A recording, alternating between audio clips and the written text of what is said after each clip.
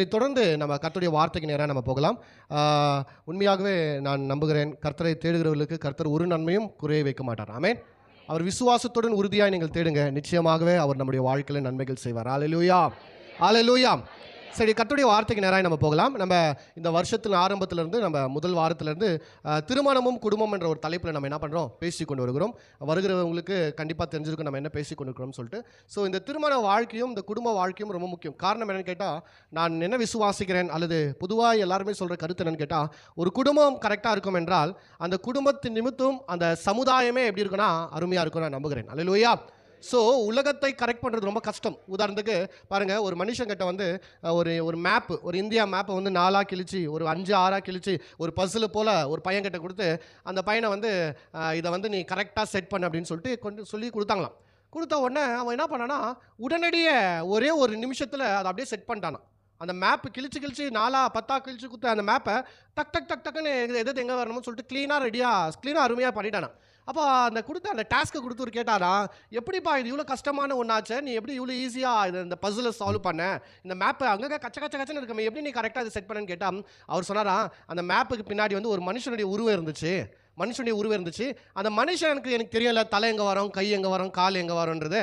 நான் பின்னாடி மனுஷனை கரெக்ட் பண்ணேன், அப்படி திருப்பி பார்த்தா மேப் எப்படிக்குது, கரெக்டாகுது அப்படின்றது அவர் சொல்லணும். அப்போ தான் அந்த மனுஷன் சொல்கிறார் இந்த காரியத்தை. என்னென்னு கேட்டால், ஒரு மனிதன் கரெக்டாக வாழ்ந்தாலே போதும், அந்த மனிதன் அந்த குடும்பத்தை கரெக்டாக நடத்தினாலே போதும், அந்த குடும்பம் அந்த சமுதாயத்தை அழகாக கட்டமைக்கும், அந்த சமுதாயத்து நிமித்தம் அந்த தேசமே ஆசீர்வதிக்கப்படும். அப்போது தனிப்பட்ட மனிதன் வாழ்கிற அந்த குடும்பம் ரொம்ப முக்கியம். அதனால தான் நான் சொல்கிறேன், குடும்பன்றது ரொம்ப ரொம்ப முக்கியமான காரியம். குடும்பத்தை விட நமக்கு ரொம்ப முக்கியன்றது வேறு ஒன்றுமே இருக்கக்கூடாது. பாருங்கள், உங்கள் வேலையாக இருக்கலாம், உங்கள் பிஸ்னஸாக இருக்கலாம், அல்லது உங்களுடைய கமிட்மெண்ட்ஸாக இருக்கலாம், உங்களுடைய பிஸி ஷெடியூலாக இருக்கலாம், எதை விடவும் குடும்பத்தை விட வேறு எதுவுமே முக்கியமே இல்லை. பாருங்கள், அதுதான் சொல்கிறேன், குடும்பம் ரொம்ப முக்கியம். குடும்பம்ன்ற அமைப்பு ரொம்ப முக்கியம். காரணம் என்னென்னா, இந்த குடும்பத்தை ஆர்கனைஸ் பண்ணுவர இன்ஸ்டியூட் பண்ணி வச்சிருக்கிறது யாருன்னா கடவுள் தான். அதனால தான் கர்த்தர் வந்து ஆரம்பத்தில் மனிதனை உண்டாக்கும் போது மனிதன் எப்படி உண்டாக்குனார் என்றால், ஒரு ஆணாக ஒரு பெண்ணாக உருவாக்கினார், கணவன் மனைவியாக உருவாக்கினார், அவர்களுக்கு கர்த்தர் பிள்ளைகளை கொடுத்தார். ஒரு குடும்பத்தை தான் முதல் முறையாக கர்த்தர் என்ன பண்ணுறாரு, ஆரம்பிக்கிறார். இன்னொன்று சொல்ல போனால், உலகத்தில் அநேக உயிரினங்கள் இருக்குது, அநேக மிருக ஜீவன்கள், அது எல்லாவற்றுக்கும் கர்த்தர் பழுகி பெருகிற ஒரு காரியத்தை கொடுத்துருக்கிறார். ஆடு மாடு ஒன்றாக இணைந்து குட்டிகளை போடுது, நாய்ங்க குட்டி போடுது, இதெல்லாம் ஒரு பெரிய விஷயம் இல்லை. பாருங்க, ஆனால் கடவுள் வந்து பழுகி பெருகிற ஒரு காரியத்தை மாத்திரம் நம்மளுக்கு தரல, குடும்பம் என்ற ஒரு அமைப்பை கொடுத்துருக்கார். அதனால தான் பாருங்க, ஆடு மாடுங்கள்லாம் குடும்பமாக வாழ்றதில்ல, மிருகங்கள் குடும்பமாக வாழ்றதில்ல, அப்பா அம்மா பிள்ளைங்கள் வாழ்றதில்ல. ஆனால் நமக்கு அப்படி இல்லை. நமக்கு தாய் தகப்பன் பிள்ளைங்க, இன்னும் சொல்ல போனால் கூட்டு குடும்பமாக அத்தை மாமா பெரியப்பா சித்தப்பா ஆயா பாட்டி தாத்தா அப்படின்ற ஒரு வாழ்க்கையை நம்ம வாழ்கிறோம். ஏன்னா மனிதர்களை கர்த்தர் எப்படி படிச்சிருக்காருன்னா அவரை போலவே படிச்சிருக்கிறார். அப்போ கர்த்தர் தான் ஒவ்வொரு மனிதர்களையும் குடும்பம் என்ற ஒரு காரியத்தை இணைத்திருக்கார். ஸோ அதனால தான் இந்த குடும்பம்ன்றது ரொம்ப முக்கியம். ஒருவேளை நீங்கள் குடும்பங்கள் இருப்பீங்கள் என்றால் இதெல்லாம் ரொம்ப கேளுங்க, இந்த வசனம்லாம் கேளுங்க, இந்த வார்த்தையெல்லாம் கேளுங்க, இது உங்களுக்கு உபயோகமாக இருக்கும். அந்த குடும்பம் எப்படி ஸ்டார்ட் ஆகுதுன்னு நான் சொன்னேன்னு கேட்டால், திருமணத்தின் மூலியமாக தான் ஸ்டார்ட் ஆகுது. ரொம்ப முக்கியம். அதனால தான் திருமணம் ரொம்ப முக்கியம். குடும்ப வாழ்க்கை எப்படி அமையும் கேட்டால், திருமணம் சரியாய் அமைந்தால் உங்களுக்கு குடும்ப வாழ்க்கை சரியாக அமையும். அப்படி சொல்றதை விட, திருமண வாழ்க்கையை நீங்கள் சரியாய் அமைச்சிக்கொள்வீங்கன்னா, திருமண வாழ்க்கையை நீங்கள் சரியாக வாழ்வீர்கள் என்றால் குடும்ப வாழ்க்கை அழகாக இருக்கும். பாருங்க, திருமண வாழ்க்கையில் கோளாறு ஆச்சுன்னா, திருமண வாழ்க்கையில் பிரச்சனை இருக்கும் என்றால் குடும்ப வாழ்க்கையும் பிரச்சனையாக இருக்கும். அதில் சந்தோஷத்தை நம்ம என்ன பண்ண முடியாது, காண முடியாது. ஆனால் ஒன்று நான் சொல்கிறேன் பாருங்க, தெய்வீகமான குடும்பம் தெய்வீகமான திருமண வாழ்க்கையை கர்த்தர் எப்படி நீங்கள் வைத்திருக்கார் என்றால், அது ஒரு சந்தோஷமான சமாதானமான வாழ்வாய் வைத்திருக்கார் என்று நம்புகிறேன். ஸோ இதை எப்படி நம்ம ஸ்டார்ட் பண்ணணும்னு கேட்டால், திருமணம் என்றால் என்ன, ஏன் திருமணம் பண்ணிக்கணுன்றதில் நம்ம என்ன பண்ணோம், ஸ்டார்ட் பண்ணோம். திருமணம் என்றால் என்ன, அதுக்கு நான் பதில் ஒன்று கொடுத்தேன். என்னன்னா, ஒருவருக்கொருவர் வாழ்ற அந்த வாழ்வுக்கு பேர் தான் அது திருமணம் என்று சொன்னேன். திருமணம் என்றால் அது எப்படின்னா, ஒரு தனித்து வாழ்கிற வாழ்க்கை அல்ல. கல்யாணம் ஆயிடுச்சு ஆனால் என் இஷ்டத்துக்கு நான் வாழ்வேன்ற அப்படி ஒரு மனிதன் வாழ முடியாது. பாருங்க, ஒரு பெண் அப்படி வாழ முடியாது. எப்போ தன்னுடைய வாழ்க்கையை இன்னொருத்தருக்கு ஷேர் பண்ண ஸ்டார்ட் பண்ணாலோ, தன்னுடைய வாழ்க்கையை இன்னொருவருக்கு ஷேர் பண்ண ஒரு மனிதன் ஸ்டார்ட் பண்ணாலோ, அவன் தனித்து இயங்க முடியாது, அவன் தனியாக டிசிஷன் எடுக்க முடியாது, அவன் தனியாக வாழ முடியாது, தனியாக போக முடியாது. எப்பவுமே மனைவின்னு ஒருவள் அவள் கூட இருக்கிறா, மனைவி கூட எப்பவுமே கணவன் ஒருத்தர் இருக்கிறார். அப்போ ரெண்டு பேரும் வாழ்க்கையை ஷேர் பண்ணி வாழ்றாங்க. இவங்களால தனித்து இயங்க முடியாதுன்றது அல்ல. நல்லா புரிந்து கொள்ளுங்க. கல்யாணம் ஆனவங்க புரிஞ்சுக்கோங்க, கல்யாணம் ஆக போறவங்க புரிஞ்சுக்கோங்க. ஒண்டியா என்னால் வாழ முடியாது, ஒண்டியா நான் பண்ணிடுவேன்றதுக்காக அப்படி அல்ல. எல்லாம் எனக்கு ஒண்டியா பண்ண தெரியும். ஒண்டியா நீ பண்ண தெரிந்தாலும் கர்த்தர் கூட மனைவின்னு ஒருத்தர் கொடுத்துருக்காங்க. ஒண்டியா பண்ண தெரிஞ்சாலும் கணவன் ஒருத்தர் கூட கொடுத்துருக்கார். எல்லாம் பர்சனலாக இருந்தாலும் கணவன் ஒருத்தர் கணவன்கிட்ட எல்லாம் ஷேர் பண்ணும், மனைவி கிட்ட ஷேர் பண்ணும். காரணம் என்ன? திருமண வாழ்க்கை, த லைஃப் ஆஃப் ஷேரிங், பகிர்ந்து வாழுகிற வாழ்வுக்கு பேர் தான் திருமணம். ஒருவருக்கு ஒருவர் சேர்ந்து வாழ்றது தான் திருமணம். விட்டு கொடுத்து வாழ்றது தான் திருமணம். ஒருவருக்கு ஒரு அன்பு காண்பித்து, ஒருவருக்கு ஒரு உதவி செய்து கொண்டு, ஒருவருக்கு ஒருவர் அவங்களுடைய எல்லாவற்றையும் பகிர்ந்து கொண்டு வாழ்ற வாழ்க்கைக்கு பேர் தான் திருமணம். பாருங்க, எப்போ ஒரு மனுஷன் கல்யாணம் ஆயிட்டும் அவன் இஷ்டத்துக்கு அவன் வாழ்றானோ, தனித்து வாழ்றானோ, அவன் விருப்பத்தின் பிரகாரம் வாழ்றானோ, என் இஷ்டம் தான் நடக்கணும், என் விருப்பம் தான் நடக்கணும் அப்படி வாழ்றானோ, அப்போ அந்த திருமணங்களில் நிச்சயமா பிரச்சனை இருக்கும். இப்போ கன்சல்ட் பண்ணும், மனைவி இடத்துல கேட்க வேண்டும், கணவன் இடத்துல கேட்க வேண்டும். ஏன்னா கணவன், ஏன்னா மனைவி ஒருவருக்கு ஒருவர் சேர்ந்து வாழ்ற அந்த வாழ்வுக்கு பேர் தான் அதுங்க திருமணம். இதில் நான் மறுபடியும் சொல்கிறேன், இந்த திருமண வாழ்க்கையில் ஆண் உயர்ந்தவன் பெண் தாழ்ந்தவர் அப்படி ஒன்றுமே இல்லை. பாருங்கள், ரெண்டு பேரும் சரிசமான வரல.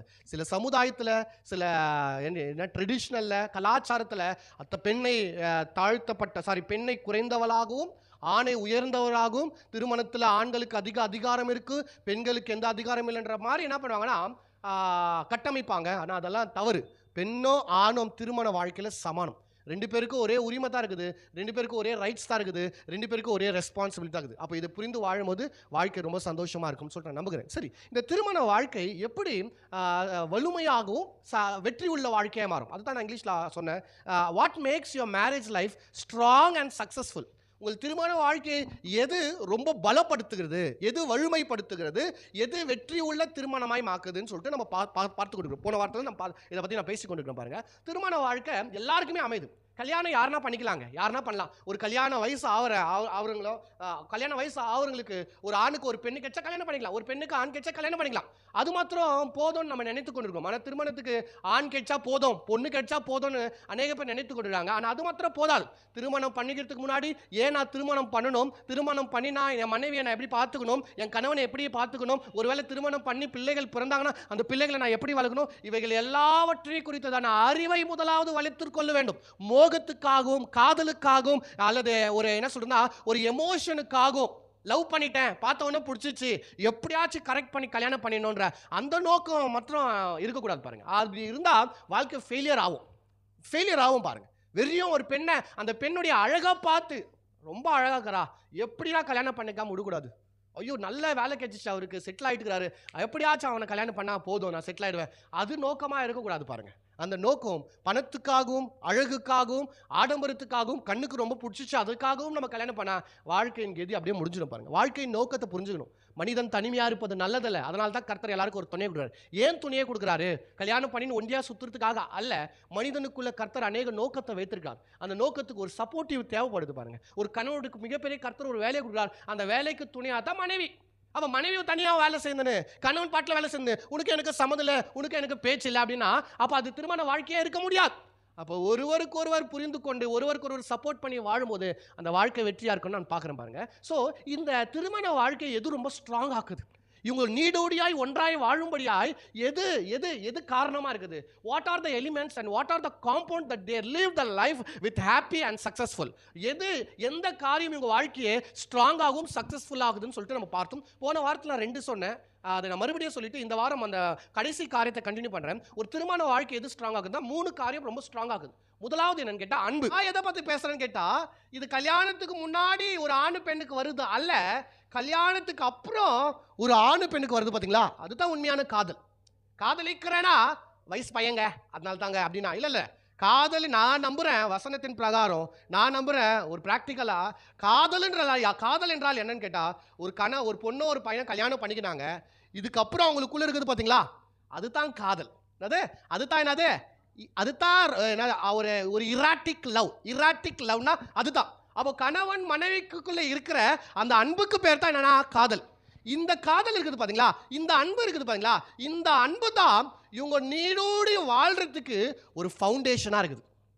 அன்பு தான் ஃபவுண்டேஷன். இதுக்கப்புறம் இவங்க இது மேலே கட்டுறாங்க பார்த்தீங்களா, ஒரு வீடு கட்டுறதுக்கு தேவையானது என்ன? ஃபவுண்டேஷன் ரொம்ப முக்கியம். ஃபவுண்டேஷன் எவ்வளோ ஸ்ட்ராங்கோ அந்த ஸ்ட்ராங்கை வச்சு தான் பில்டிங் எவ்வளோ மேலே கட்டலான்றது, எவ்வளோ பெருசாக கட்டலான்றது நம்மளுக்கு புரியும். ஃபவுண்டேஷன் ரொம்ப கம்மியாக போட்டு நம்ம ஒரு 3 கட்டடம் ஏற்றலான்னா ஆகுமா? ஆவாது. ஏன் ஆவாதுன்னா, நீங்க இன்ஜினியரை கேட்டு பாருங்க. இல்லங்க, இந்த ஃபவுண்டேஷன் வீக் ஆகுறதுனால இது மேல ஒரு கட்டடத்துக்கு மேல இன்னொரு கட்டடம் கட்ட முடியாது. கட்டினா கொலாப்ஸ் ஆயிடும்னு சொல்லிட்டு சொல்லுவாங்க. அப்போ ஒரு 10 மாடி நம்ம முன்னாடியே 10 மாடி கட்டணும் நம்ம முன்னாடியே பிளான் பண்ணிட்டா, அப்ப அந்த 10 மாடிக்கு தேவையான ஃபவுண்டேஷன் எங்க போடணும்? கீழ போடணும். கண்புன்றது கண்ணுக்கு தெரியாது. ஃபவுண்டேஷன் கண்ணுக்கு தெரியுதுங்களாங்க? தெரியுதா? தெரியாது. ஃபவுண்டேஷன் எங்க இருக்கும்? கீழே இருக்கும். இவ்வளோ பெரிய பில்டிங் தெரியுது உங்களுக்கு, ஆனால் ஃபவுண்டேஷன் உங்களால் பார்க்க முடியாது. காரணம் என்னன்னா, கண்ணுக்கு மறைவாய் அது ஆழத்தில் இருக்குது. எப்பவுமே அன்பு அப்படி தான் பாருங்க. அன்பு தெரியாது. அன்புனா டெய்லி கணவன் ரோஸ் எடுத்துன்னு வந்து ஐ லவ் யூ கொடுத்துருந்தா தான் அதுதான் அன்புன்னு நீங்கள் நினைக்காதீங்க. டெய்லி மனைவி ஐ லவ் யூன்னு சொன்னதா அதுதான் அன்புன்னு சொல்லிட்டு நீங்கள் நினைக்காதீங்க. அன்பு எப்பவுமே தெரியாது, கண்ணுக்கு தெரியாது. ஆனால் அன்பா இருக்கிறதுனால தான் ஒரு குடும்பம் இயங்குது, ஒரு குடும்பம் நடக்குது. அல்லேலூயா, அல்லேலூயா, அல்லேலூயா. அப்போ அன்பு தான் எல்லா குடும்பத்துடைய ஃபவுண்டேஷன். உங்கள் வாழ்க்கையில் உங்கள் கணவனை நீங்கள் நேசிக்கிற வரைக்கும், உங்கள் மனைவியை நேசிக்கிற வரைக்கும் உங்கள் குடும்பத்தை ஒருவரும் கலைக்க முடியாது. அதனால தான் பாருங்கள், இந்த ஃபவுண்டேஷன் அன்புன்னு நான் சொன்னேன் பார்த்தீங்களா, இது கல்யாணத்துக்கு முன்னாடி போடுறதால இல்லை, கல்யாணத்துக்கு அப்புறம் போடுறது. பொதுவாக சைக்காலஜி பிரகாரமாக இந்த மேரேஜ் கவுன்சிலில் இருக்கிறவங்களாம் என்ன சொல்கிறாங்க கேட்டால், இந்த கல்யாணம் ஆகி இந்த முதல் 5 வருஷத்துக்குள்ள மிகப்பெரிய சண்டைகள் வரும், மிகப்பெரிய சண்டைகள் வரும். இந்த சண்டைகளுடைய முடிவு எப்படி இருக்குன்னா, சில நேரத்தில் டிவோர்ஸே ஆகிடுமா, சில நேரத்தில் அடிதடியே ஆகிடுமா, சில நேரத்தில் மிகப்பெரிய பிரிவே ஆகிடுமா. ஏன் இந்த 4 வருஷத்துக்குள்ள இந்த பிரச்சனைகள்லாம் நடக்குதுன்னு கேட்டால், இவங்க ஒருவருக்கு ஒருவர் புரிந்து கொள்வதில்லை. அதுதான் 2வது பாயிண்ட் நம்ம பார்த்து கொண்டு இருக்கோம், அண்டர்ஸ்டாண்டிங். இந்த அன்புனால கட்டப்பட்டுச்சு, எனக்கு பிடிச்சிச்சு அவங்களுக்கு பிடிச்சிச்சு, அதனால வாழ்க்கையை ஸ்டார்ட் பண்ணிட்டோம். ஆனால் ஏன் இந்த 4 வருஷத்தை மேனேஜ் பண்ண முடியலன்னா, இவ்வளோ நேரம் பார்த்துருந்தாலாம் அந்த அந்த அந்த எக்ஸ்பெக்டேஷன் எல்லாம் ரியாலிட்டிக்குள்ளே வரல. அண்டர்ஸ்டாண்டிங்குடைய மிகப்பெரிய ப்ராப்ளம் இதுதான் பாருங்க. முதல் பாயிண்ட் நான் சொல்கிறேன் பாருங்க, எக்ஸ்பெக்டேஷனுக்கும் ரியாலிட்டிக்கும் மிகப்பெரிய வித்தியாசம் இருக்குது. ஏன்னா கல்யாணம் ஆகிற எல்லாருடைய பெண்ணும் ஒரு மிகப்பெரிய கனவோடு தான், ஆசையோடு தான் ஒரு கணவன் வீட்டுக்குள்ளே நுழையிறாங்க. அது ஆண்களெல்லாம் புரிஞ்சுக்கணும், தயவு செய்து பாருங்க. கல்யாணம் ஆகிற பெண்ணுடைய மனதில் ஏகப்பட்ட கேள்விகள், ஏகப்பட்ட கனவுகள், ஏகப்பட்ட ஆசைகள், ஏகப்பட்ட விருப்பங்கள். ஒரு கணவன் வீட்டுக்கு போகிறேன், நான் இப்படி இருப்பேன், நான் அப்படி இருப்பேன், நான் அப்படி பார்த்துப்பாரு, அவங்க இப்படி பார்த்துப்பாங்க, என்னுடைய இன்லாஸ் எல்லாம் இப்படி இருப்பாங்க, அப்படி இருப்பாங்க. ஏகப்பட்ட தரிசனத்தோடு, ஏகப்பட்ட கனவோடு ஒரு பெண் என்ன பண்ணுறான்னா ஒரு குடும்பத்துக்குள்ளே நுழையலாம், மிகப்பெரிய எக்ஸ்பெக்டேஷனோட. ஆனால் அந்த பெண்ணுக்கு அந்த இடத்துல அந்த எதிர்பார்ப்பு பூர்த்தி ஆகாததுனால, எதிர்பார்ப்பு கிடைக்காததுனால அவள் ஏமாற்றம் அடைகிறா. ஏமாற்றம் வந்து அதுதான் ரியாலிட்டி. அது ஏமாற்றம். ஐயோ நான் இவர் இப்படி நினைச்சேனே, ஐயோ நான் அப்படி நினைச்சேனே, ஐயோ எங்கள் மாமியார் நான் இப்படி நினைச்சேனே, எங்கள் மாமனார் அப்படி நினைச்சேனே. ஆனால் வீட்டுக்குள்ளே வந்த உடனே இவங்க வித்தியாசமாக நடந்துக்கிறாங்க. இவ்வளோ நாள் இருந்த போல என்கேஜ்மெண்ட் ஆகுதுலேருந்து இப்போ வரைக்கும் பார்த்த மாதிரி அதே மாதிரி நினச்சிட்டான். அதே மாதிரி வரும்போதெல்லாம் ஸ்நாக்ஸ் வாங்கி வருவாங்க, அதே மாதிரி வரும்போதெல்லாம் பாசமாக பேசுவாங்க, அன்பாக பேசுவாங்கன்னு சொன்னேன். இப்போ காலையில் ஏஞ்சி வாசல் பெருக்குன்றாங்க, இப்போ காலையில் ஏஞ்சி காப்பி செய்யன்றாங்க, 8 மணி ஆச்சு உடனே நாஸ்டா ரெடி இல்லைன்னு கேட்குறாங்க. என்ன இது? அப்போது இவள் ஒரு மெத்தாலஜியில் ஒரு கனவுல வாழ்ந்துட்டா. கனவான வாழ்க்கை, இப்படி இருக்கோமா அப்படி இருக்கோம், நம்ம ஜாலியாகவே இருக்கலாம், நம்ம சூப்பராகவே இருக்கலாம். ஆனால் வாழ்க்கைக்குள்ளே நுழையும் போது இது மாமனார் தப்பு, கணவர் தப்பு நான் சொல்ல வரல. ஒன்று புரிந்து கொள்ளுங்க, பெண்களெல்லாம் எக்ஸ்பெக்டேஷன் வேற, ரியாலிட்டி வேற. ஒரு ஆசையோட தரிசனத்தோட ஒரு குடும்பத்தில் நுழையிறது வேற, ஆனால் ஒரு குடும்பம் ஏங்கிறது வேற. ஸோ முதலாவது அண்டர்ஸ்டாண்டிங். அன்புக்கு அடுத்தபடியாய் ஒரு குடும்பம் கட்டப்பட வேண்டும் என்றால் புரிந்து கொள்வதல் மிக மிக மிக முக்கியம். முதல் பாயிண்ட் சொல்றேன் பாருங்க, த அண்டர்ஸ்டாண்டிங் ரெடியூஸ் த கான்ஃப்ளிக்ட்ஸ் அப்படின்வாங்க. இந்த அண்டர்ஸ்டாண்டிங் இருந்தா சண்டை கம்மியாயிடும். தயவு செய்து புரிந்து கொள்ளுங்க. அண்டர்ஸ்டாண்டிங், கணவன் மனைவிக்கு இடையில புரிந்து கொள்வதில் இருக்கும் என்றால், மனைவிக்கும் அந்த கணவனுடைய குடும்பத்துக்கும் புரிந்து கொள்வதில் இருக்கும் என்றால், முதலாவது எல்லா குழப்பத்துக்கும் எல்லா பிரச்சனைக்கும் ஒரு முடிவு வரும். அநேக திருமண வாழ்க்கையில் மோதல் ஏன்? எப்போ பார்த்தாலும் சண்டை சண்டை சண்டை சண்டை சண்டை, தொட்டுந்துக்கெல்லாம் சண்டை. சண்டை இல்லாத குடும்பம் இல்லை. நான் மறுபடியும் சொல்கிறேன் பாருங்க, எல்லா குடும்பத்துலேயும் சண்டை இருக்குது, அன்றாட சண்டை இருக்குது, பிரச்சனை இருக்குது, போராட்டம் இருக்குது. ஆனால் அது ஒரு முடிவுக்குள்ளே வந்துடும். சின்ன பிரச்சனை அப்புறம் சால்வ் ஆகி 2 பேரும் சமாதானம் ஆகிறது வேற. ஆனால் எப்போ பார்த்தாலும் மோதல், எப்போ பார்த்தாலும் பஞ்சாயத்து. நான் பார்த்துருக்க பாருங்க, அநேக சில குடும்பங்களெல்லாம் எப்போவுமே புத்தி சொல்லணும், எப்போவுமே சண்டை, எப்போவுமே ஒரு 4 பேர் பெரிய மனுஷங்களை இட்டுன்னு வந்து இப்படியா அப்படியா இப்படியா அப்படியா அப்படியா, இதெல்லாம் வேலைக்கு ஆகாது, ஒழுக்கமாக இருந்தால் இருறா, ஆட்சி போட்டுருவேன், போலீஸ் கம்ப்ளைண்ட் பண்ணுவேன், அவங்கள இட்டுன்னு வருது, இவங்களை இட்டுன்னு வருது, பஞ்சாயத்து தலைவர் இட்டுன்னு வருது, போலீஸ்கார் இட்டுன்னு வருது, அவரை மிரட்டுறது, இவங்களை திட்டுறது, குடும்பத்தை ரோட்டில் இழுக்கிறது, எல்லாம் முடியும். அப்புறம் மறுபடியும் ஒன்னாயிடுவாங்க, மறுபடியும் சண்டை வரும். இதெல்லாம் ஏன் காரணம்னு கேட்டால் புரிந்து கொள்வதில் இல்லை. முதலாவது சொல்கிறேன், கல்யாணம் ஆன எல்லாருமே தயவு செய்து உங்களுடைய கணவனை நீங்கள் புரிந்து கொள்ள முயற்சி செய்யுங்க. கணவனை புரிந்து கொண்டால், கணவன் மனைவியை புரிந்து கொண்டால் முக்காவாசி சண்டையை நீங்கள் ஆல்ரெடி சால்வ் பண்ணிட்டீங்கன்னு அர்த்தம். சண்டையை வரதுக்கு வாய்ப்பு இல்லை பாருங்கள். எல்லாத்தையும் சமாதானம் பண்ணலாம். புரிந்து கொள்ளணும். என்னன்னா ஒரே ஒன்று, அவர் டென்ஷன் ஆனால் கத்துவார். அப்படியா? அப்போ டென்ஷன் ஆக்காமல் விடுறது ரொம்ப முக்கியம். நான் ஒரு கதையை கேட்டேன் பாருங்களேன். அது ரொம்ப பிடிச்சிச்சு அந்த கதை. என்னன்னா கணவன் மனைவிக்கு எப்பவுமே ஒரு சண்டை ஆகும்போது பக்கத்து வீட்டுக்காரங்க பார்த்து நேர்றாங்களா, என்ன இது எப்பவுமே சண்டைன்னு சொல்லிட்டு அந்த பெண்ணை கூப்பிட்டு, அவங்களுக்கு தெரிஞ்சிச்சு எதனால சண்டை வருதுன்னு. அந்த பக்கத்து வீட்டுக்காரர் என்ன பண்ணுவாங்க, கண்டுபிடிச்சிடுவாங்க. அப்படி தான் சொல்ல பாருங்க, நம்ம சுற்றி இருக்கிற எல்லாருமே கண்டுபிடிச்சிடுவாங்க நம்ம குடும்பத்தில் என்ன பிரச்சனைன்னு. கடைசி வரைக்கும் நம்ம கண்டுபிடிக்காம போயிடுவோம். அதனால தான் கவனிக்கிறது ரொம்ப முக்கியம் பாருங்க. ஸோ பக்கத்து வீட்டுக்காரர் கூப்பிட்டு என்ன தான் பிரச்சனைன்னு இவங்களுக்கு சால்வ் பண்ண முடிவு பண்ணிட்டு இவங்க சொன்னாங்களா, அம்மா உங்கள் வீட்டில் எப்பவுமே சண்டை தானே, உங்கள் வீட்டில் இருக்கிற எல்லா சண்டைக்கும் என்கிட்ட என்ன ஆகுது, மருந்துக்குது. என்கிட்ட என்ன இருக்குது, மருந்துக்குதுன்னு சொன்னாங்களாம். ஓ சூப்பர், அப்படின்னா கொடுங்க தயவு செய்து, ஏன்னா எங்கள் வீட்டில் சண்டை இல்லாமல் இருக்கணும்னு ஆசைப்படுறேன். அந்த மருந்து குத்திங்கன்னா எங்கள் வீட்டில் அந்த மருந்துனால எங்கள் வீட்டில் சமாதானம்னா ரொம்ப சந்தோஷமாக இருக்குன்னு சொன்னோன்னே, சரி அந்த அம்மா சொன்னாங்களா, ஒரு பாட்டிலாம், அது வித்தியாசமான பாட்டிலுக்கு தான், அது ஃபுல்லாக ஒரு லிக்விடான ஐட்டம்க்கு தான், லிக்விட். அவங்க சொன்னாங்களா, இந்த மருந்து வந்து ரொம்ப முக்கியம். எப்போல்லாம் உங்கள் வீட்டுக்காரங்க உங்களுக்கு சண்டை வருதோ அப்போது இந்த மருந்தை என்ன பண்ணி வாயில் ஊற்றிக்கணும். ஆனால் அந்த வாயில் ஊற்றிக்கணும் அந்த மருந்தை நீங்கள் விழுங்கவும் கூடாது, துப்பவும் கூடாது. கொஞ்சம் நேரத்துக்கு நீங்கள் அதை ஒரு 10 நிமிஷம் நீங்கள் வாயிலே அந்த மருந்தை வச்சுருந்தீங்கன்னா உங்கள் வீட்டில் சண்டை நல்லாயிடும் சொன்னோன்னே, இந்த அம்மா அந்த ஒரு பாட்டிலை வாங்கி வீட்டுக்கு போனாங்களாம். கணவன் மனைவிக்கு இப்போ சண்டை நடக்குதான். சண்டை வந்தவொடனே டக்குன்னு இவங்க என்ன பண்ணாங்க, ஞாபகம் வந்துச்சு, ஆஹா மருந்து சாப்பிட்டா நல்லா தான் பார்க்கலாம்னு சொல்லிட்டு ஒரு கிளாஸில் ஊற்றின்னு வாயில் ஊற்றி அப்படியே வச்சுக்கலாங்களாம். வச்சுக்கின பிறகு பார்த்தா சண்டை சால்வ் ஆயிடுச்சான், சமாதானம் ஆயிடுச்சான். ஆஹா ரொம்ப சூப்பராக இருக்குது. அடுத்தது மறுபடியும் சண்டை வந்தோன்னா அந்த மருந்தத்தை வாயில் ஊற்றிக்கிறாங்களா, சண்டை அமைதியாயிடுச்சான். இப்படியே சண்டை சால்வ் ஆகினக்கு தான் இப்போ பாட்டிலில் காலி ஆனோன்னா, ஐயோ காலி ஆயிடுச்சு, அடுத்தது சண்டை தான் என்ன பண்ணுன்னு சொல்லிட்டு பக்கத்து வீட்டுக்காரங்க போயிட்டாங்களா, ஆண்டி அந்த தயவு செய்து அந்த மருந்து கொஞ்சம் வாங்கிட்டாங்க, ஏன்னா இத்தனை நாளாக எங்கள் வீட்டில் சண்டையே இல்லை அப்படின்னு சொல்லிட்டு சொன்னோன்னே, அது பக்கத்து வீட்டுக்காரர் சொன்னாங்களா, நான் குத்துந்து மருந்து இல்லை, நான் குத்துந்து சாதாரண தண்ணி தான். ஏன் தண்ணியே குத்துனா, அவங்க வீட்டில் பிரச்சனை வர்றதுக்கு காரணமே என்னத்தம்மா, உன் வாய் தான். உன் வீட்டுக்காரர் சண்டை போடும்போது நீ வாயை மூடின்னு இருந்தீங்கன்னா அவர் கொஞ்சம் நேரம் கத்திட்டு போய் பட்டுருவார் அமைதியா. கத்தினே இருப்பாரு, ரொம்ப டயர்டாயிடும். ஏன்னா இது இவ்வளோ கத்துற ரெஸ்பான்ஸே இல்லையேன்னு சொல்லிட்டு. நீங்கள் பாருங்கள், இந்த விஷயத்தை கணவருங்க கரெக்டாக புரிஞ்சுக்கிறாங்க. அதனால தான் பாருங்கள், மனைவிகள் சண்டை போடும்போது கணவன் மனவன் ரூமில் போய் பட்டுறாரு அமைதியா. இப்போ நீங்கள் கூட பெண்கள் கத்துன்னு கத்துறது, புலம்புறது கொஞ்ச நேரம் டயர்டாயிட்டு இப்போ கேட்கறதுக்கு கூட ஆள் இல்லைன்னு சொல்லிட்டு நம்ம டக்குன்னு பெண்கள் சமாதானம் ஆயிடுறாங்க. அதை ஆண்கள் புரிஞ்சுக்கிறாங்கன்னா பெண்கள் புரிஞ்சுக்கவே இல்லை பாருங்க. அப்போது ஒரு சண்டையில் வார்த்தையை விடும்போது தான் அநேக பிரச்சனையும் வருது.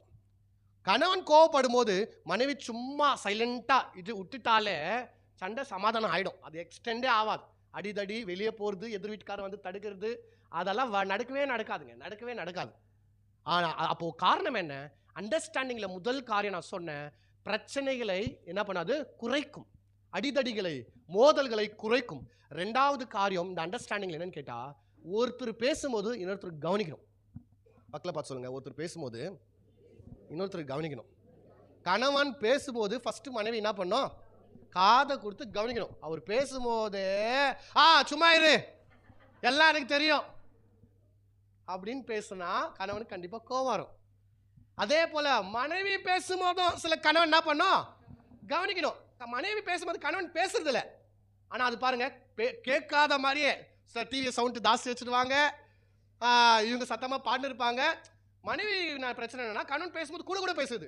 கணவனுடைய பிரச்சனைனா மனைவி பேசினே இருப்பாங்க, அதை கண்டுக்கிறதே இல்லை. புரிந்து கொள்வது இல்லைன்னா, கணவன் பேசும்போது மனைவிகள் தயவு செய்து கேளுங்க. அதே போல மனைவி பேசும்போதும் கணவன் தயவு செய்து கேளுங்க. கேட்கும் போது ஒரு முடிவுக்குள்ளே நீங்கள் வருவீங்க. இதுதான் ஒரு அண்டர்ஸ்டாண்டிங்கான ஒரு வாழ்க்கையின் காரியமாக இருக்கும். அடுத்த காரியம் பாருங்க, அண்டர்ஸ்டாண்டிங் என்ன செய்யுதுன்னு கேட்டால், அவர்களை இன்னும் அதிகமாய் புரிந்து கொள்ளும்படியாக முயற்சிகளை தருகிறது. அல்லேலூயா, புரியுதுங்களா நான் பேசுகிற காரியம்? அண்டர்ஸ்டாண்டிங் என்ன பண்ணுதுன்னா, இப்போ உங்கள் கணவனை நீங்கள் புரிந்து கொள்ள முயற்சி பண்ணும்போது அவரை குறித்து அதிகமாக நீங்கள் தெரிஞ்சு கொள்றீங்க. அவர் யார், அவர் எப்படியாப்பட்டவர்ன்றத ஒரு முடிவுக்குள்ளே வரீங்க. அப்போ முடிவுக்குள்ளே வந்த நீங்கள் இப்போ ஆப்ஷன் இல்லாததுனால புரிந்து கொள்ளுங்க, கல்யாண வாழ்க்கையில் என்ன இல்லை, நமக்கு ஆப்ஷன் இல்லை. மற்றவங்களுக்கு இருக்கலாம், ஆனால் நமக்கு என்ன இல்லை, ஆப்ஷன் இல்லை. அவர் தாங்க, வேற வழியே இல்லை. அதுதான் அவங்க தான், வேற வழியே இல்லை. அப்போது நம்மளுக்கு சேஞ்ச் பண்ண ஆப்ஷன் இல்லாததுனால இந்த ஆளுக்கிட்ட எப்படி சமாளிச்சுன்னு வரலாம், இவங்க எப்படி சமாளிச்சு, அப்படி நம்ம என்ன பண்ணோம், அப்படி நம்ம அந்த புரிதல் நம்மளுக்கு இருக்கும் என்றால் நம்ம வாழ்க்கை சந்தோஷமாக இருக்கும். பாருங்க, ஒன்று பிடிச்சிருந்து சாப்பிட்லாம், ரெண்டாவது என்ன தெரியுமாங்க, பிடிக்கலனாலும் பிடிக்காதது பிடிச்ச மாதிரி சாப்பிடணும். புரியுதா உங்களுக்கு? புரியல தானே? நாங்கள் ஒன்று வந்து பிடிச்சிருந்து சாப்பிடணும். சில நேரத்தில் நம்மளுக்கு பிடிச்சிருந்து என்ன பண்ண மாட்டேங்குது, கிடைக்குமா? அப்போ கிடைச்சிருந்த பிடிச்ச மாதிரி என்ன பண்ணோம், சாப்பிடணும். புரிஞ்சுக்கிட்டா நீங்கள் புத்திசாலி, நீங்கள் சூப்பராக வாழ்வீங்க. அல்லேலூயா, அல்லேலூயா. நான் மறுபடியும் சொல்கிறேன், நம்மளுக்கு வேறு சான்ஸ் இல்லை, வாய்ப்பே இல்லை. இருக்கிற வாய்ப்பை நம்ம வாழ்க்கையை மாற்றி அது வாழ வேண்டும். அல்லேலூயா. அப்போது அண்டர்ஸ்டாண்டிங் ரொம்ப முக்கியம். அண்டர்ஸ்டாண்டிங்காக வாழும்போது குடும்பம் செழித்திருக்கும், குடும்பம் ஆசீர்வாதமாக இருக்கும் என்று நான் பார்க்குறேன். ஒரு வசனத்தை நம்ம வாசிக்கலாமா?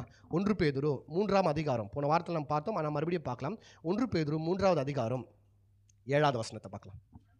அந்தபடி புருஷர்களே மனைவியானவள் பலவீன பாண்டமாய் இருக்கிறபடியால் உங்கள் ஜெபங்களுக்கு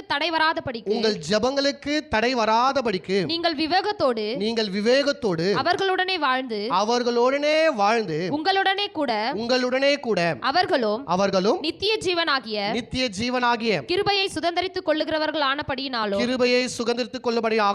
அவர்களுக்கு செய்ய வேண்டிய கனத்தை செய்யுங்கள். இது என்ன மாதிரி இன்ஸ்ட்ரக்ஷன் பாருங்க. மனைவிகள் ஒரு பலவீனமான பாண்டம் என்று நீங்கள் புரிந்து கொண்டு, அங்க என்ன வார்த்தை யூஸ் பண்றாங்க கேட்டா, விவேகமாய். யாருக்கு விவேகம் தேவையா? கணவனுக்கு விவேகம் தேவை. இன்னைக்கு அநேக குடும்ப வாழ்க்கை கெட்டு போறதுக்கு காரணம் என்ன? விவேகம் இல்ல. விவேகம்னா என்ன? அண்டர்ஸ்டாண்டிங். பைபிளை விசுவாசிக்கிறீர்கள் என்றால் பைபிள் சொல்றது தயவு செய்து கேளுங்க. உங்க மனைவி வந்து மென்டலி எமோஷனலி அவங்க கொஞ்சம் வீக் தான். அந்த மென்டலி எமோஷனா வீக்கா இருக்கிற அவர்கள் பலவீனர்களாக நீங்கள் தயவு செய்து புரிந்து கொண்டு விவேகமாய் நடந்து கற்றுக்கொள்ளுங்க. எப்படி விவேகமா நடந்து கற்றுக்கொள்ளுங்களா? அடுத்து சொல்ற, உங்களோட கூட என்ன பண்ணமா, நித்திய ஜீவனை சுகந்தித்துக் கொள்ள வேண்டும். அதனால அவங்களுக்கு செய்ய வேண்டிய கனத்தை செய்கின்றார். பொதுவாக நம்ம இதை தான் கேள்விப்படுகிறோம், கணவனை கனப்படுத்தணும் அப்படின்னு. ஆனால் இங்கே சொல்றாரு பேதுரு, மனைவிக்கு செய்ய வேண்டியதை செய்து மனைவி என்ன பண்ணுங்க, கனப்படுத்துங்க. இன்னைக்கு அநேக கணவருக்கு மனைவியை குறித்து சீப்பான ஒரு எண்ணம். இது தானே, இதுக்கு வேற கதி இல்லை, இதுக்கு நம்மளை விட்டா யாருக்குறாங்க, தொடுத்துனா இவங்களை கேட்க ஆள் யாருக்குறாங்க, இப்படி ஒரு எண்ணம். நான் தயவு செய்து சொல்கிறேன் பாருங்க, அது வேதம் சொல்கல. மனைவியாய் பார்க்கணும். மற்ற தேர்ட் பர்சன்டாக பார்க்கும்போது அது மிகப்பெரிய குரல்படி, மிகப்பெரிய ஒரு பிரச்சனையாக இருக்கும் என்று நம்ம பார்க்குறோம். அப்போது இந்த அண்டர்ஸ்டாண்டிங் எவ்வளோ முக்கியம் என்று பாருங்கள். அண்டர்ஸ்டாண்டிங் இருக்கும்போது வீட்டுக்குள்ளே சண்டைகள் குறையுது. அண்டர்ஸ்டாண்டிங் இருக்கும்போது உங்கள் கணவனுடைய அவர் பேசும்போது நீங்கள் கேட்பீங்க, நீங்கள் பேசுகிறத கணவன் கேட்பாரு. அண்டர்ஸ்டாண்டிங் இருக்கும்போது ஒரு பந்தம் வலுவாகுது. உங்களுக்கு தெரியுமாங்க? அண்டர்ஸ்டாண்டிங் இருக்கும்போது என்னதுங்க, உறவு ரொம்ப ஸ்ட்ராங் ஆகுது.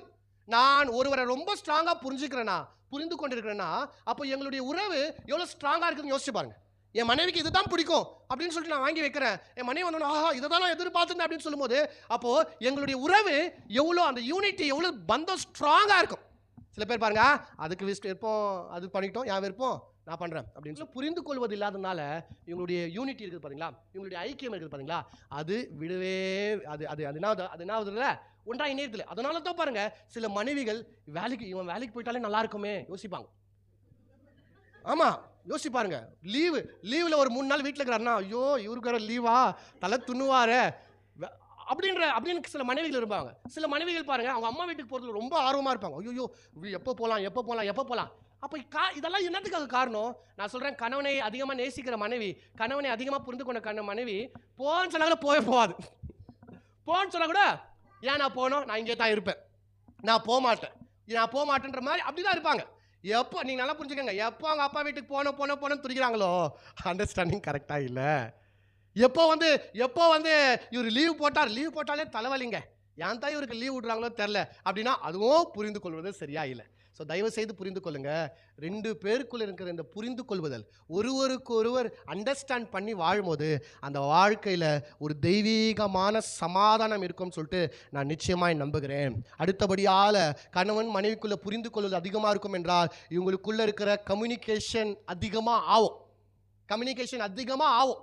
சில வீட்டிலலாம் பாருங்கள், கணவன் மனைவி இருப்பாங்க, அவர் பாட்டில் டிவி பார்த்துட்டு இருப்பாங்க, இந்த அம்மா பாட்டில் என்ன பண்ணுவாங்கன்னா சமையல் செய்து கொண்டே இருப்பாங்க.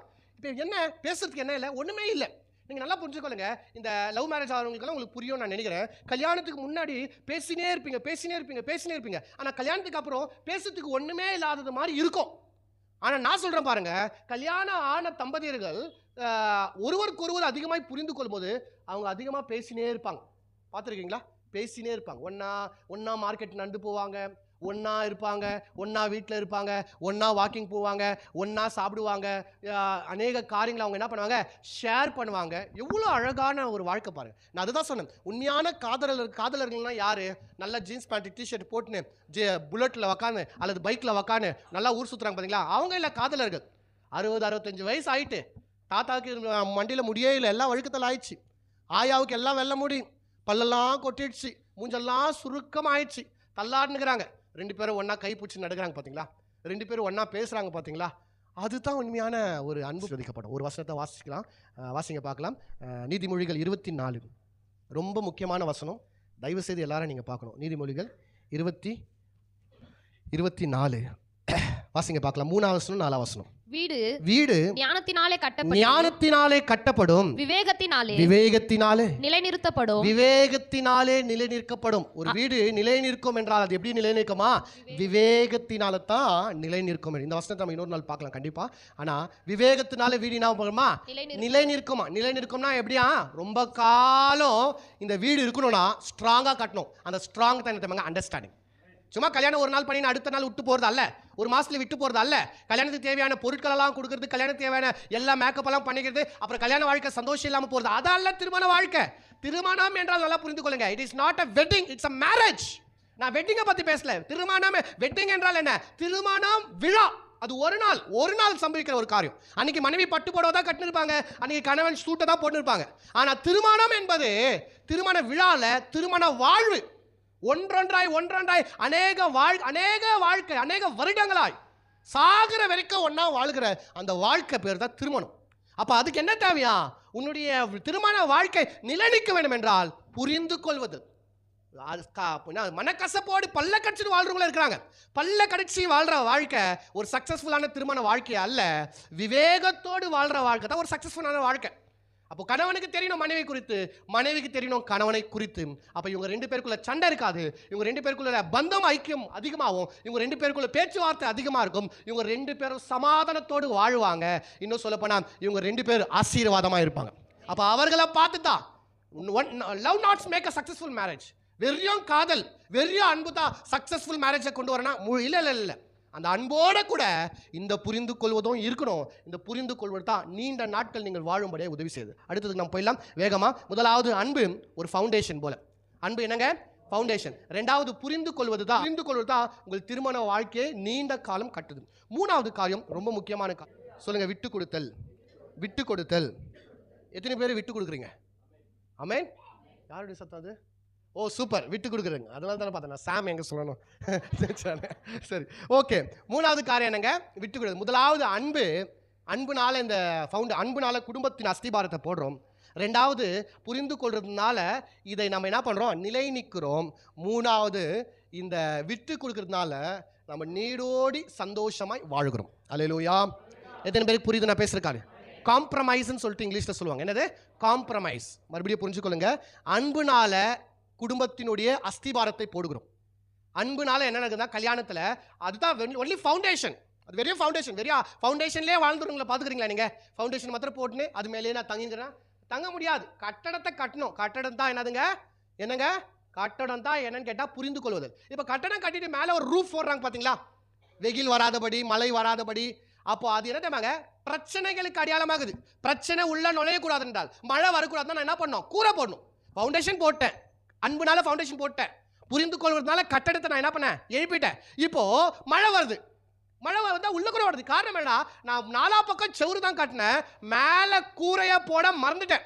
அப்போ திருமண வாழ்க்கைக்கு அன்பு ஃபவுண்டேஷனாக இருக்குது.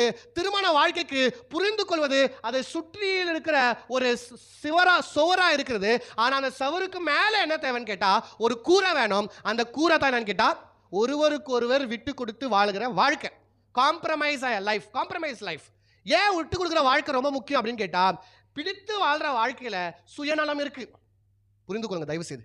விட்டு கொடுக்கறதுனா என்ன? விட்டு கொடுக்குறது பாருங்க, நான் அதுதான் சொன்னேன். திருமணம் என்றாலே ஒருவருக்கு ஒருவர் வாழ்கிற வாழ்க்கை. அப்போ I can't live with my self. என்னுடைய இஷ்டம் என்ன, எனக்கு என்ன பிடிக்கும், எனக்கு என்ன ஆசை, அது செய்யறதால திருமண வாழ்க்கை. அவங்களுக்கு என்ன பிடிக்கும், என் பார்ட்னருக்கு என்ன பிடிக்கும். அதனால தான் மனைவிகள் பாருங்க, தன் கணவனுக்கு என்ன பிடிக்கும் கேட்டு செய்வாங்க. இல்லை அவருக்கு என்ன பிடிக்கும் அப்படிதான் பாருங்க. நம்ம பிள்ளைகளுக்கு என்ன பிடிக்கும், நம்மளுக்கு என்ன, நம்ம விருப்பம் போயாச்சு, நம்ம வாழ்க்கையை அர்ப்பணிச்சிட்டோம். அதுதான் திருமண லைஃப். நான் தான் சொன்ன முதல் நாள், marriage life is a life of sacrifice. அது எப்படியாப்பட்ட ஒரு வாழ்க்கை? தியாகமான ஒரு வாழ்க்கை. தியாகத்தை பண்ணணும். கல்யாணம் ஆகிட்டுக்கிறோம், எனக்கு தெரியாது, எனக்கு அது வேணும் வேணும், என் இஷ்டம், என் விருப்பம் அப்படின்னு நம்மளால வாழ முடியாது. அப்போ விட்டு கொடுப்போம் என்றால் பரவாயில்ல, இது எனக்கு பிடிக்கும், ஆனால் என் மனைவிக்காக நான் இதை விடுறேன். எத்தனோ கணவர்மார்கள் தங்கள் குடியை விட்டுட்டுக்கிறாங்க. எத்தனோ கணவர்மார்கள் தங்கள் ஃப்ரெண்ட்ஸை விட்டுட்டுக்கிறாங்க. எந்த கணவனையும் திருத்தாத மனைவின்னு ஒருத்தர் இல்லவே இல்லை. இவர் திருத்தே முடியாதுங்க அப்படின்னு எந்த மனைவியோ சொல்ல முடியாது. எந்த கணவனா, எவ்வளோ மோசமான கணவனாக இருந்தாலும் எந்த கணவனையும் மாற்றுகிற ஆற்றல், சக்தி ஒரு மனைவி கிட்ட இருக்குங்க. நீங்கள் நம்புறீங்களோ இல்லையோ, கொலைக்காரனாக இருக்கட்டும், கொள்ளைக்காரனாக இருக்கட்டும், மிகப்பெரிய திருடனாக இருக்கட்டும், மிகப்பெரிய குடிக்காரனாக இருக்கட்டும், அவனுக்கு சரியான மனைவி அமையும் என்றால், அவனுக்கு சரியான ஒரு லைஃப் பார்ட்னர் கிடைக்கும் என்றால் அவன் கண்டிப்பாக மாறுவான். அப்போ தயவு செய்து புரிஞ்சுக்கோங்க, திருமண வாழ்க்கை ஒரு மாற்றத்துக்குரிய வாழ்க்கை. கல்யாணம் ஆயிட்டு ஒருத்தன் மாறல என்றால் அது கல்யாண வாழ்க்கை இல்லை. சில பேர் தைரியமாக சொல்லுவாங்க, நான் கல்யாணம் பண்ண மாறே மாட்டேன், இப்போ எப்படி இருக்கணும் அப்படிதான் இருப்பேனா? அப்படி இருக்க முடியாது. ரியாலிட்டியை புரிஞ்சுக்கொள்ளுங்க. கல்யாணம் ஆனால் கண்டிப்பாக மாறுவீங்க. சாது புரியுதா? ரொம்ப ஆர்வமா சாது பார்த்துக்கிறாரு. ஆமாம், மாற்றம் வரன்றது இல்லை, மாறணும், விட்டு கொடுக்கணும், ஆசையெல்லாம் விடணும். நைட்டு 10 மணிக்கு தான் எனக்கு வர பிடிக்கணும், அது உனக்கு பிடிச்சாலும் பிடிக்கலனாலும் 9 மணிக்கு வரணும். ஏன்? உங்கள் ஆசையை விட்டு கொடுக்கணும், உங்கள் நண்பர்களை விட்டு கொடுக்கணும், உங்களுடைய இஷ்டத்தை விட்டு கொடுக்கணும். கச்சிக்கை இல்லாமல் சாப்பிடவே மாட்டேன் எங்கள் அம்மா வீட்டிலலாம் அப்படின்னா, இங்கே சாம்பார் தான், இதுதான் சாப்பிடணும், வேற வழி இல்லை. காரணம் தான் விட்டு கொடுக்கணும். இந்த விட்டு கொடுத்து வாழும்போது வாழ்க்கை வந்து கசப்பாக இருக்காதுங்க. வாழ்க்கை எப்படி இருக்கும்? ரொம்ப அழகாக சார், இனிப்பாக இருக்குமா, தித்திப்பா இருக்கும். ஜெஷோ, தித்திப்பா இருக்கும். எப்படி இருக்கும்? தித்திப்பா இருக்கும். அல்லேலூயா. ரொம்ப அழகாக வாழலாங்க. இதெல்லாம் தெரியாதனால தான் இன்றைக்கி அநேக பேர் நரகத்தில் வாழ்ந்து கொண்டிருக்கிறீங்க. இதெல்லாம் தெரியாதனால தான் இன்றைக்கி அநேக பேர் வந்து இன்னும் அந்த பாலும், கல்யாணத்து சில பேர் பாலும் கிணறுன்னு நினச்சினுக்கிறீங்க. என்ன கிணறு? எங்கள் அப்பா அம்மா என்ன பாலும் கிணறுல தள்ளிட்டாங்களே. நான் சொல்கிறேன், அந்த பாலு கிணறு கொஞ்சம் தூர் வாரினீங்கன்னா ஊற்று வந்துடும், அந்த கிணறு நல்ல தண்ணி. ஆமாங்க, உங்கள் அப்பா அம்மாவே தப்பு பண்ணியிருக்கலாம், அதை நீங்கள் சரி பண்ணுங்க. தயவு செய்து புரிந்து கொள்ளுங்க, திருமண வாழ்க்கையை நீங்கள் சரி பண்ண முடியும். நான் சொல்கிறேன், கல்யாணம் ஆகலினா இந்த மாதிரி ஒரு ஆள் கூட நீங்கள் டச்சில் இருக்கிறீங்கன்னா எஸ்கேப் ஆகிடுங்க. தயவு செய்து அவனை விட்டு இதெல்லாம் யாரும் கத்தர மாட்டாங்க. நான் சொல்கிறேன், உன்னை நேசிக்க மாட்டேங்கிறான், உன்னை புரிஞ்சிக்க மாட்டேங்கிறான், இப்போவே அதிகாரப்படுத்துகிறான், இப்போவே டாமினேட் பண்ணுறான், இப்போவே ஃபோனை செக் பண்ணுறான்னா ஃப்ரீ அட்வைஸ், அவனை கைட்டி விட்டுரு. அவன் வேண்டாம், உனக்கு உன் வாழ்க்கை நல்லா இருக்கும், உங்கள் அப்பா அம்மா சொல்கிற பையனை கல்யாணம் பண்ணிக்கோங்க, விட்டுருங்க, எஸ்கேப் ஆகுங்க, உங்கள் வாழ்க்கை நல்லா இருக்கும். ஒருவேளை கல்யாணம் ஆயிடுச்சா, வேறு வழியே இல்லை, கல்யாணம் ஆயிடுச்சு, அதனால் எப்படி சரி பண்ணலாம்? புலம்புறதை விட்டுருங்க, அழுகுறதை விட்டுருங்க, கம்ப்ளைண்ட் பண்ணுறதை விட்டுருங்க, வீட்டில் சொல்லி அவரை அடிக்கிறத விட்டுருங்க. ஒன்று காம்ப்ரமைஸ். அன்புனால உங்கள் வீடு கட்டுங்க, விவேகத்தினால உங்கள் வீடை நிலைநிற்க வைங்க. மூணாவதாக விட்டு கொடுக்கறதுனால, கொஞ்சம் விட்டு தான் பிடிக்கணும். விட்டு பிடிக்கிறது அது ரொம்ப ரொம்ப ரொம்ப முக்கியமான ஒரு காரியம். அவருக்கு என்ன பிடிக்குது, விடலாம். எங்கே விடணும், எங்கே பிடிக்கணுமோ பிடிக்கணும். கரெக்டாக லாக் ஆவாங்கங்க. மறுபடியும் சொல்கிறேமாங்க, கணவனை திருத்த முடியாத கணவர் ஒருத்தர் இல்லவே இல்லை, திருந்தாத மனைவின்னு ஒருத்தர் இல்லவே இல்லை. எப்படியாப்பட்ட கணவனையும் திருத்துற சக்தி உங்களுக்குள்ள இருக்குது. எல்லா மனைவிகளும் சொல்லுங்க, என் கணவனை மாற்றுகிற சக்தியும் வல்லமையும் என்னிடத்தில் இருக்கிறது. இப்போ எல்லா கணவனும் சொல்லுங்க, என் மனைவியை ரொம்ப கம்மி கணவர்கள் தான் இருக்கிறீங்க, என் மனைவியை மாற்றுகிற சக்தி எனக்குள்ள இருக்குது. அப்போ நிச்சயமாகவே உங்கள் கணவன் உங்களால் மாற்ற முடியும். எப்படி? அன்புனால மாற்ற முடியும், புரிந்து கொள்றதுனால மாற்ற முடியும், விட்டு கொடுக்கறதுனால மாற்ற முடியும். இயேசு கிறிஸ்து சொல்றார், உன்னை ஒரு கணத்தில் அடிச்சா என்ன பண்ணனே மறுக்கணம். ஏன் இயேசு சொன்னார்னா, நீ ஒருத்தன் ஒரு கணத்தில் அடிச்சுட்டு அப்படிக்கு போயிடுவான், பரவாயில்லப்பா, இன்னொரு கணத்தன்னா அவன் பேஜராயிடுவான். அப்போது உங்கள் கணவன் எவ்வளோ டார்ச்சர் கொடுத்தாலும் நீங்கள் விட்டே கொடுக்காதீங்க. அவர் மாறணும், அவர் திருந்தணும், அவர் மாறுவார். இன்னைக்கு மாறுவார், நாளைக்கு மாறுவார், அவர் கண்டிப்பாக திருந்துவார். முயற்சியை மாற்றி விட்டாங்க. அவனா சில பேர் அப்படிதான் சொல்கிறாங்க, செத்துட்டா கூட நல்லா இருக்கும் பிரதர், அவன் ஒளிஞ்சா கூட நல்லா இருக்கும், ஐயோ இவக்கிட்ட வாழ்கிறத விட பேய் கிட்ட வாழலாம் பிரதர், அப்படியே சொல்கிறாங்க. பேய் வந்து இவளை விட பேய் ரொம்ப நல்லது பிரதர். அப்படின்னு சொல்ற கணவர் காரணம் என்ன? எரியும் பொரியுமா. இதுல மிகப்பெரிய பிரச்சனை என்ன? மிகப்பெரிய காரணம் என்னன்னு கேட்டா ஈகோ. ஈகோ தமிழ்ல என்ன சொல்றது? அகந்தை. அகந்தை. ஒருத்தருக்கு ஒருத்தர் அகந்தை. நானே, நான் அதுதான் சொல்றது, நான் சொல்லணும், நான் நீ சொல்றது, நான் சொல்றோம். விட்டே கொடுக்கறது இல்லை. கணவன் மனைவிக்கு எதில் என்னத்துக்காக ஈகோ? கணவன் மனைவி இடையில என்னத்துக்காக ஈகோ? யாரு பெரியவங்க கணவன் மனைவியில்? நான் தான் பெரிய ஆளு. ஒருத்தர் சொல்றாரு, இந்த வீட்டில் நான் தான் பேண்ட் போடுறவன். அது என்ன புதுசா சொல்றாரு அவரு. வீட்டில் பேண்ட் போடுறவன் நான் பிரதர், நான் பேச்சு தான் கேட்கணும். ஏங்க இப்போ அவங்க எல்லாம் கூட போட ஸ்டார்ட் பண்ணிட்டாங்க. பேண்ட் போடுறவங்க யாருன்றது முக்கியம் இல்லை. குடும்ப வாழ்க்கை சந்தோஷமா இருக்கிறது தான் முக்கியங்க. ஒருவேளை ஒரு கணவனை விட ஒரு மனைவி புத்திசாலியாகுது, அந்த புத்திசாலியான மனைவி குடும்பத்தை நல்லா நடத்துனா அதுக்கு வாய்ப்பு கொடுக்கணும். பெண்கள் சாதாரணமானவர்கள், அவங்களுக்கு அநேக அட்மினிஸ்ட்ரேஷன் ஸ்கில் இருக்குது. அவங்க 1000 ரூபாய் கொடுத்தாலும் குடும்பத்தை நடத்த ரெடியா இருக்காங்க, 10,000 கொடுத்தாலும் குடும்பத்தை நடத்த ரெடியா இருக்காங்க. ஆனா அது ஒரு ஆண் கிட்ட கிடைக்காது. ஆண் கிட்ட முடியாது. ஒரு பெண்ணு 4 வேலையை ஒன்னா செய்வா. அந்த பக்கம் வாஷிங் மிஷின்ல துணி ஓடினே இருக்கும், இந்த பக்கம் வந்து சமையல் வேலை நடந்துனே இருக்கும், இந்த பக்கம் நைட்டுக்கு பூண்டை உரிச்சுருப்பாங்க, அப்படியே டிவியும் பார்த்துன்னு இருப்பாங்க, சீரியலும் ஓடினு இருக்கும். 4 வேலை. ஆனா கணவன் கிட்ட ஒரு பால் காசுன்னு கொடுங்களேன். நீங்க பொங்கி ஊத்தி கீழெல்லாம் ஒரு மனைவி சொல்லிட்டு போறாங்க, விசில் 4 விசில் வந்தோடனே ஆஃப் பண்ணிடுன்னு சொல்லிட்டு, விசில் 3 தான் வந்துச்சு, அதனால 4வது விசில் அவரே அடிச்சுட்டு ஆஃப் பண்ணிட்டாங்க. மெயின்டைன் பண்ண முடியாது. கிச்சன் அழுக்காயிடும், வீடு கலீஜா அது இதுன்னு ஆயிடும். காரணம் என்ன? காரணம் இவங்களுக்குள்ள ஒருவருக்கு ஒருவர் புரிந்து கொள்வதில்லை. ஏன்னா இவர் நினைக்கிறாரு இதெல்லாம் அவருடைய மனைவி வேலை. கிச்சன் வேலை யாருடைய வேலை? மனைவியோடைய வேலை. துணி கசுக்கிற வேலை யாருடைய வேலை? வீட்டுக்காரருடைய வேலை தானே. இப்போ கொஞ்ச நாளா வீட்டு வேலைகள்லாம் யாருடைய வேலை? மனைவியோடைய வேலை. வீட்டுக்காரருடைய வேலைன்னா அவர் டிப்டாப்பா வெளியே போவார், வருவார், சமாளிச்சுன்னு வருவார். வேற எந்த கதையும் எனக்கு தெரியாது. எந்த இதுதான் என் ரோல், அதுதான் என் வேலை, அதுதான் அப்படின்னு அவங்க பவுண்டரி செட் பண்றாங்க. பாத்தீங்களா? அது ரொம்ப டேஞ்சர்.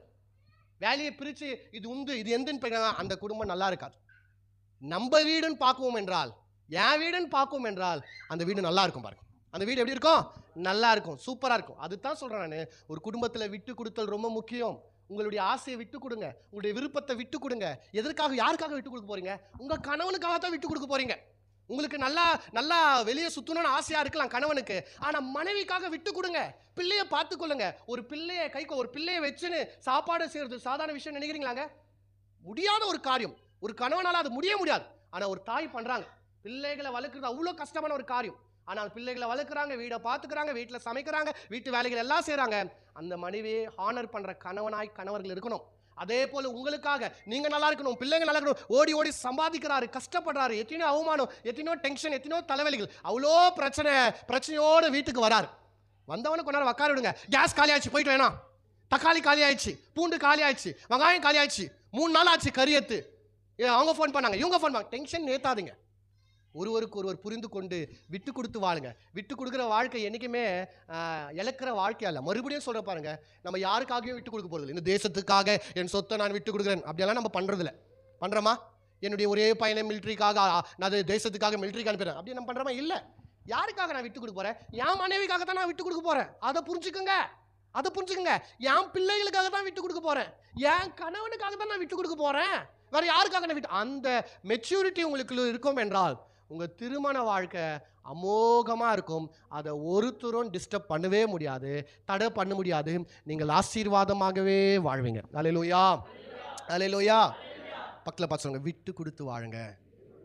விட்டு கொடுத்தா நீங்க கெட்டு போக மாட்டீங்க. தயவு செய்து சொல்றேன், கெட்டே போக மாட்டீங்க. விட்டு கொடுத்தா என்ன மாட்டீங்க?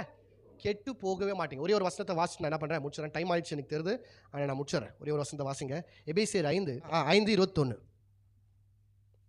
தேவ பயத்தோடே ஒருவருக்கொருவர் கீழ்ப்படிந்திருங்கள். மனைவிகளே கர்த்தருக்கு கீழ்ப்படிகிறது போல உங்கள் சொந்த புருஷனுக்கு கீழ்ப்படியுங்கள். கிறிஸ்து சபைக்கு தலையாய் இருக்கிறது போல புருஷனும் மனைவிக்கு தலையாய் இருக்கிறார். அவரே சரீரத்திற்கு ரட்சகராய் இருக்கிறார். போதும், ஒரே ஒரு வார்த்தை ஸ்டார்டிங் சொல்லப்படுது.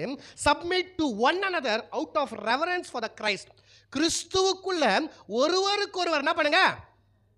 கீழ்ப்படிங்க என்றார். கீழ்ப்படிங்க அப்படின்னா என்ன தெரியுமாங்க? கீழ்ப்படிங்கன்னா எப்படி சொல்றதுன்னா, அதான் விட்டு கொடுக்கறது போல. என்னன்னா சப்மிட். கீழ்ப்படிதலுக்கு இங்கிலீஷ்ல வந்து சப்மிட்ன்றாங்க. சப்மிட் அப்படின்னா இந்த வார்த்தை இங்கிலீஷ்ல அதிகமா சொல்லுவோம் பாத்தீங்களா? சப்மிட் யுவர் நோட் புக்ஸ் அப்படின்னு சொல்லுவாங்க. சப்மிட் யுவர் நோட் புக்ஸ்னா என்ன அர்த்தம்? சொல்லுங்க. உங்கள் நோட் புக்கெல்லாம் என் இடத்துல ஒப்பு கொடு, எத்தனை வந்து இங்கே வெயி என் கடை கொடு, மிஸ் கிட்ட நோட் புக்கெல்லாம் கொடுன்னு அர்த்தம். அப்போ உங்கள் புருஷனுக்கு நீங்க சப்மிட் பண்ணுங்க, உங்க கணவனுக்கு நீங்க சப்மிட் பண்ணுங்கன்னு பைபிள் சொல்லும்போது என்ன அர்த்தத்தில் சொல்லுதுன்னா, என்னை நான் யாருக்கு கொடுக்கணும்? என் கணவனுக்கு கொடுக்கணும். என்னை கரெக்ட் பண்ற அதிகாரம் அவர்கிட்ட இருக்குது, என்னை திட்டுற அதிகாரம் அவர்கிட்ட இருக்குது, என்னை அன்பு செலுத்துற அதிகாரம் அவர்கிட்ட இருக்குது. ஏன்னா என்னையே நான் அவருக்கு கொடுத்துட்டேன் அப்படின்னு சொல்றது அர்த்தம். அதே போல கணவன் தன்னை மனைவிக்கு சப்மிட் பண்ணிட்டார், கொடுத்துட்டார். கொடுத்தா இப்ப மனைவி சொல்றதெல்லாம் யார் கேட்க வேண்டும்? கணவன் கேட்க வேண்டும். நீ என்ன சொல்றது?